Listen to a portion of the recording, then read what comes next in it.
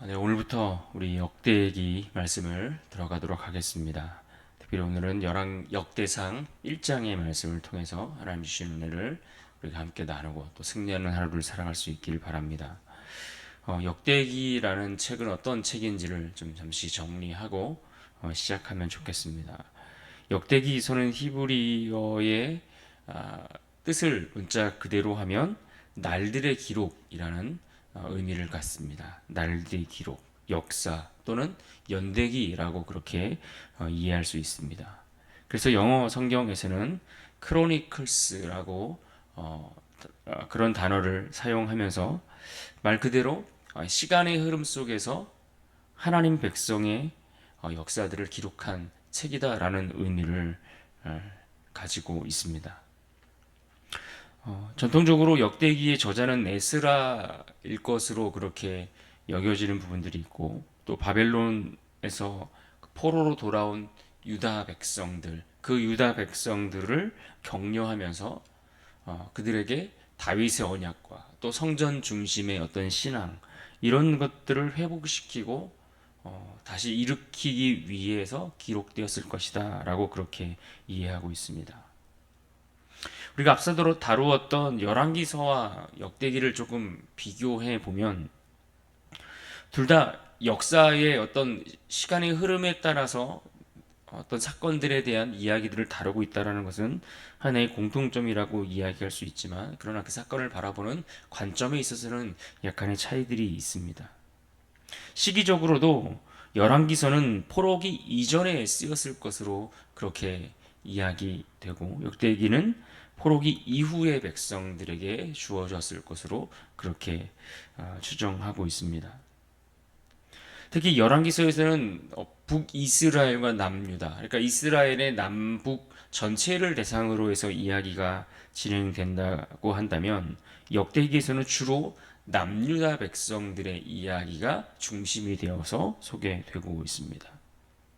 그래서 열왕기서에서는 어떤 정치사에 관한 이야기를 쭉 하면서 그들이 왜 망했는가, 왜 멸망했는가, 왜 심판을 받았는가 이런 것들이 중심이 되고 있다면 역대기는 신앙의 관점에서 왕들의 이야기를 그들의 역사의 이야기를 바라보고 있다라는 것이죠.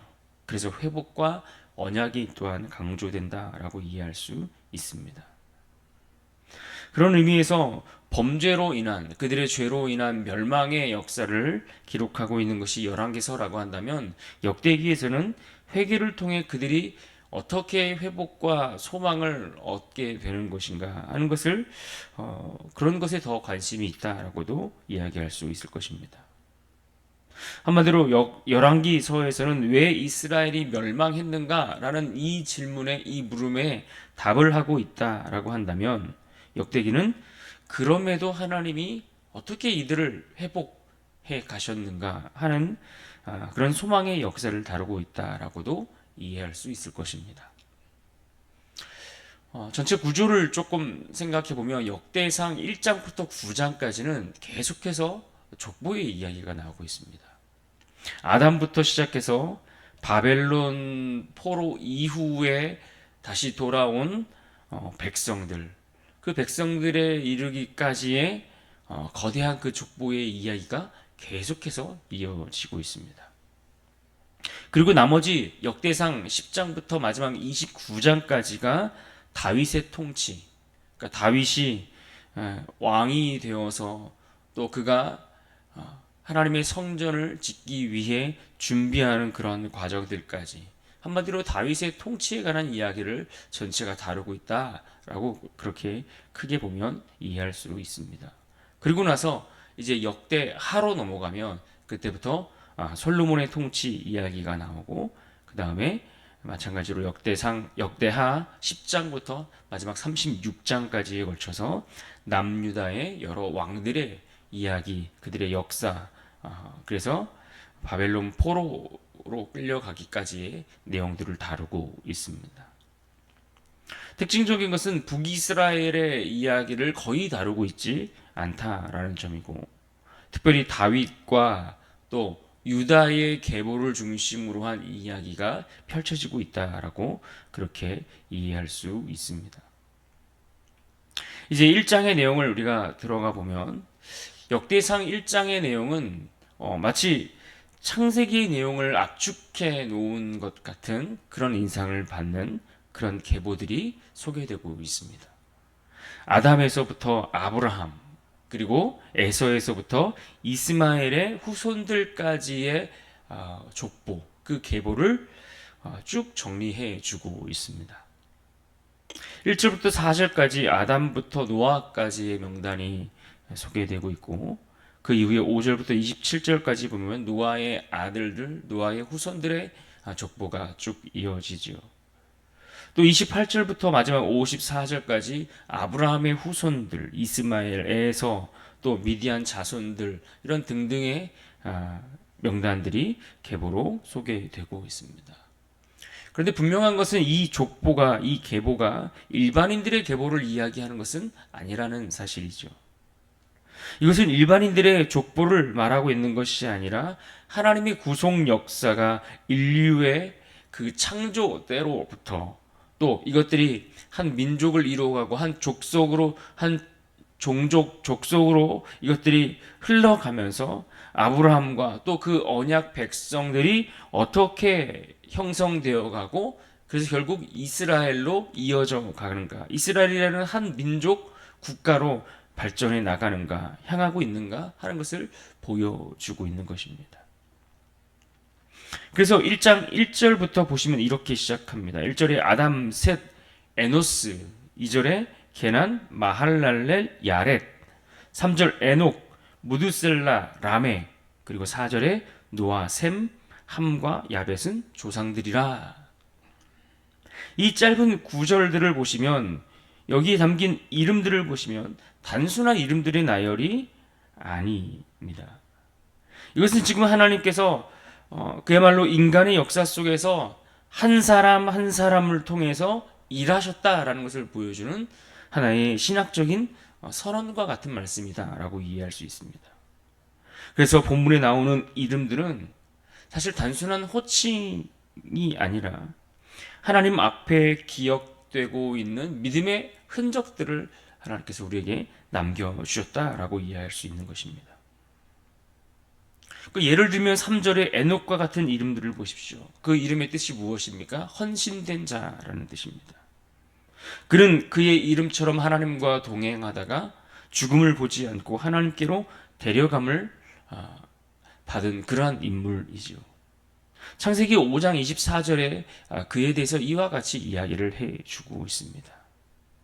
그래서 우리는 이들의 이름처럼, 과연 그들이 이 에녹이 그의 이름처럼 살다가 그렇게 하나님 앞에 올라갔던 것처럼 오늘을 사는 우리의 이름은 하나님 앞에 어떻게 살아가고 있는 이름일까라는 질문을 던져볼 수가 있을 것입니다. 과연 오늘을 사는 나의 이름은 하나님 앞에 어떤 의미로 기억될 만한 이름이겠습니까? 지금 오늘 본문 속에는 하나님 앞에 기억되고 있는 이들의 이름이 소개되고 있습니다. 계속되는 계보를 보십시오. 나열되는 수많은 이들의 이름과 계보를 통해 우리는 하나님의 언약이 이들의 이름 속에서 어떻게 흘러가고 있는가를 발견할 수가 있습니다. 그런 의미에서 족보는 역사의 구조라고도 이해할 수 있습니다. 4절을 다시 보시면 노아, 셈, 함과 야벳은 조상들이다 이렇게 말씀합니다. 그리고 이어지는 족보를 보시면 하나님께서 노아의 자녀들 가운데 누구의 후손을 통해서 언약을 이어가셨습니까? 하나님은 이 노아의 후손들 중에서 특별히 셈의 후손 속에서 아브라함을 택하셨습니다. 그래서 17절에 보면 셈의 자손은 엘람과 아스루와 아르박삿과 룻과 아람과 우스와 훌과 게델과 메색이라.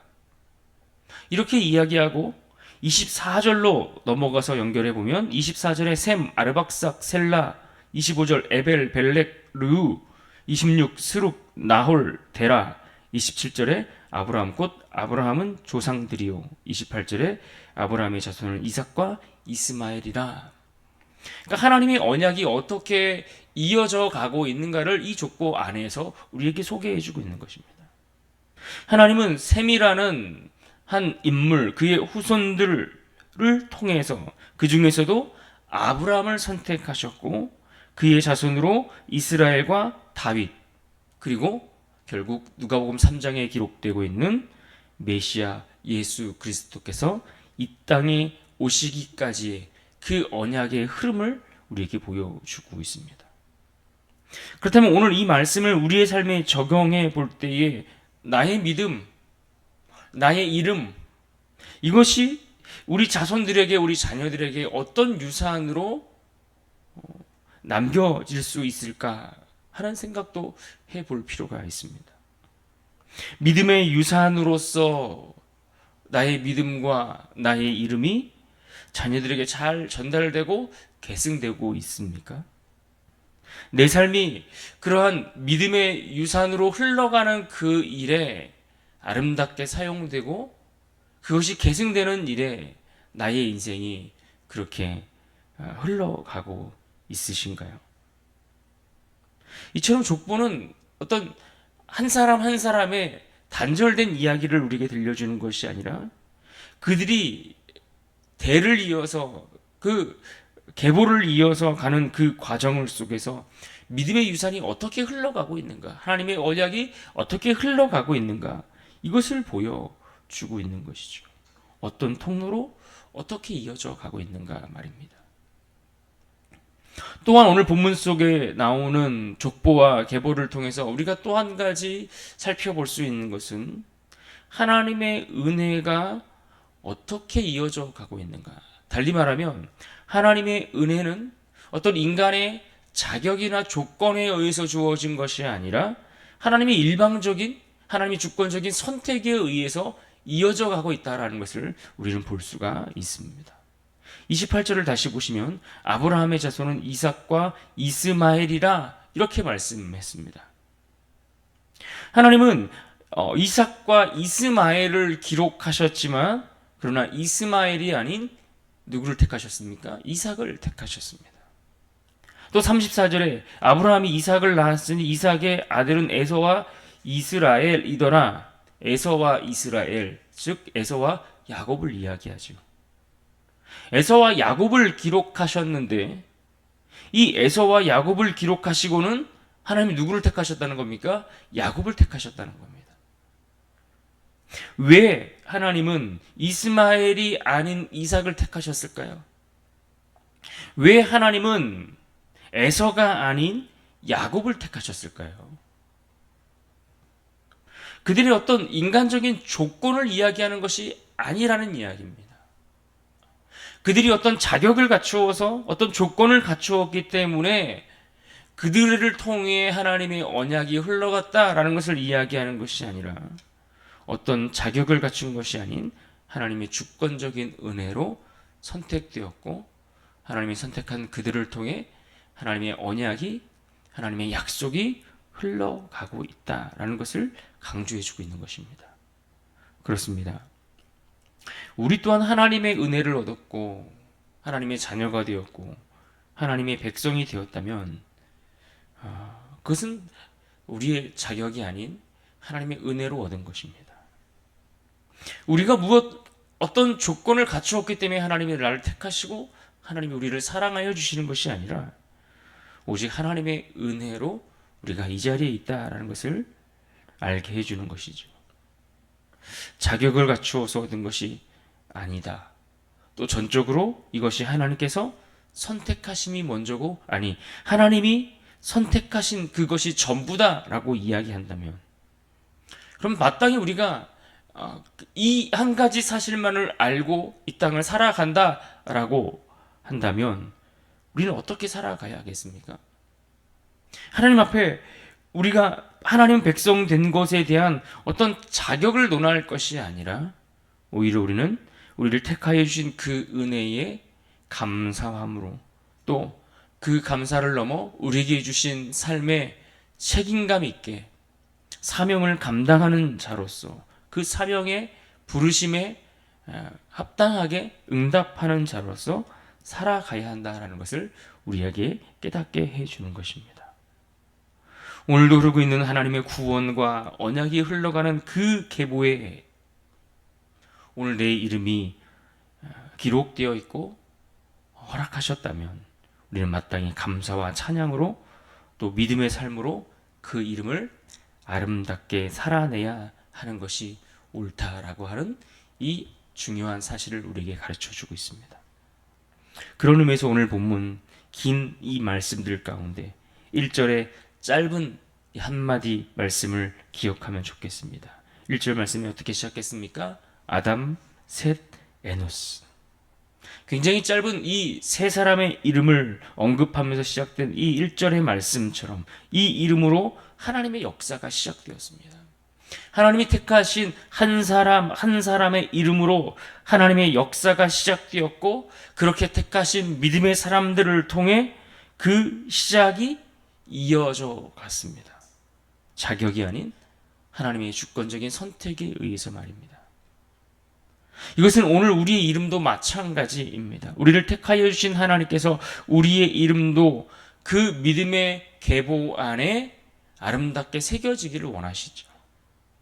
내 이름, 우리의 가정, 우리의 교회, 이처럼 하나님의 역사 안에 새겨지고 남겨지는 그러한 복된 이름으로 살아갈 수 있기를 하나님은 기대하신다라는 것입니다.